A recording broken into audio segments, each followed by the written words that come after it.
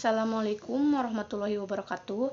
Perkenalkan, nama saya Yeni Marlina, NPM 192191018, kelas 2A Pendidikan Jasmani.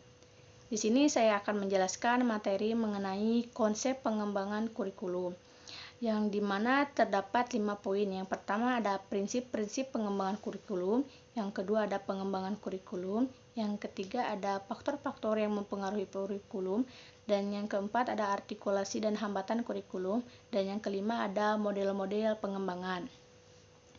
Langsung saja ke poin yang pertama, yaitu prinsip-prinsip pengembangan kurikulum. Menurut Profesor Dr. Nana Suyudi Sukmadinata, mengemukakan bahwasannya yang pertama itu relevansi. Dapat dibedakan relevansi keluar dan relevansi ke dalam. Relevansi keluar berarti tujuan, isi, proses pembelajaran sesuai dengan tuntutan atau kebutuhan perkembangan masyarakat.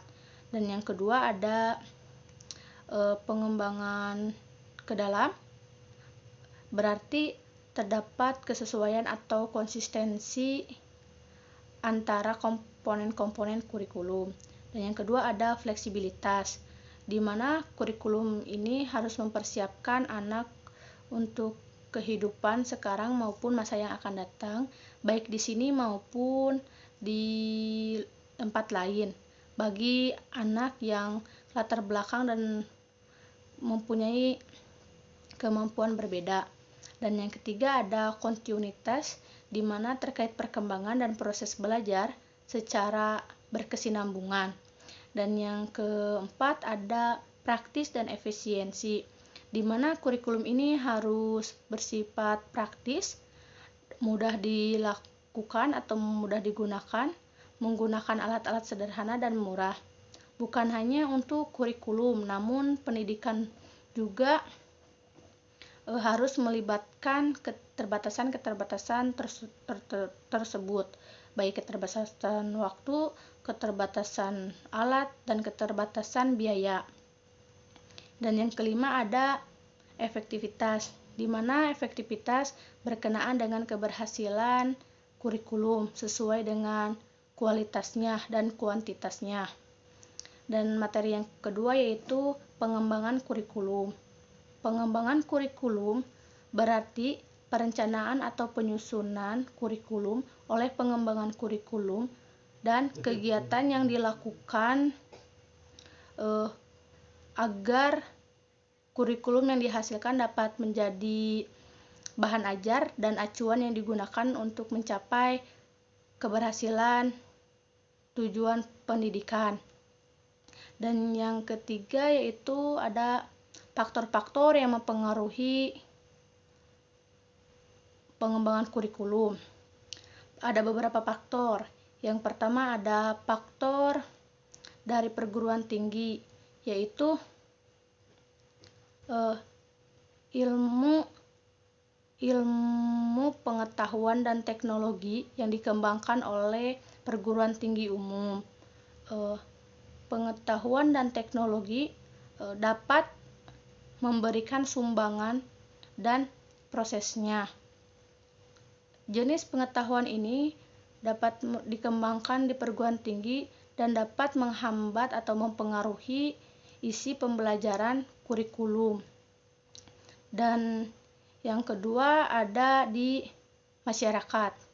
Sekolah dapat dipengaruhi oleh lingkungan masyarakat. Isi dari kurikulum mencerminkan kondisi lingkungannya tersebut, dan di mana masyarakat juga sangat berpengaruh penting terhadap pembelajaran. Dan yang ketiga ada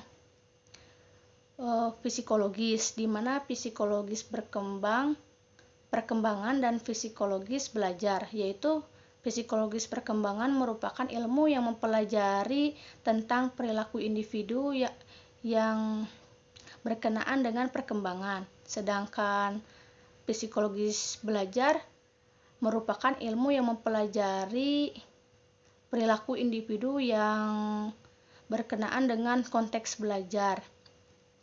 Dan yang keempat ada sosial budaya, yang dimana pendidikan bukan hanya untuk semata saja,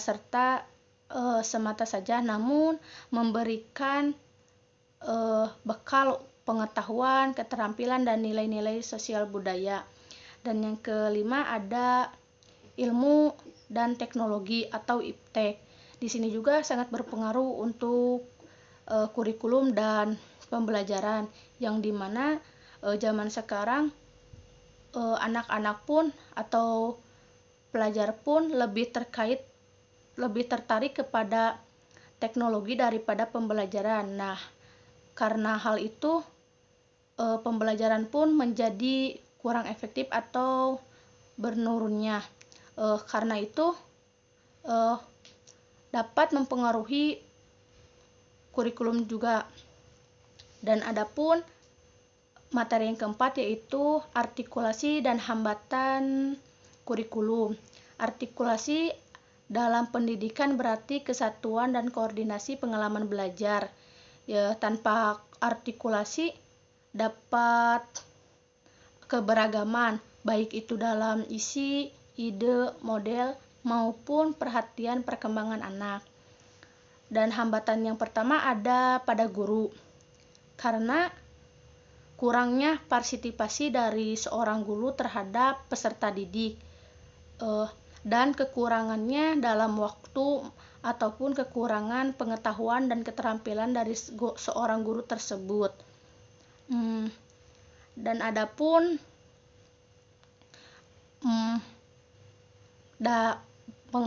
hambatannya yaitu dari masyarakat, yang dimana masyarakat ikut serta dalam kurikulum tersebut, dan masyarakat pun yaitu sumber input dari sekolah. Dan yang kelima ada model-model pengembangan, yang dimana yang pertama ada model the administrasi model, yaitu model yang pertama kali dan banyak yang berminat dalam model tersebut. Dan yang kedua ada the grassroots model, yang dimana itu inisiatif atau model yang bersaingan dengan model yang pertama. Dan adapun model yang ketiga yaitu the demonstration model. Mungkin hanya sekian pemaparan dari saya. Mohon maaf apabila banyak kesalahan dan tutur kata yang kurang berkenan. Terima kasih. Wassalamualaikum warahmatullahi wabarakatuh.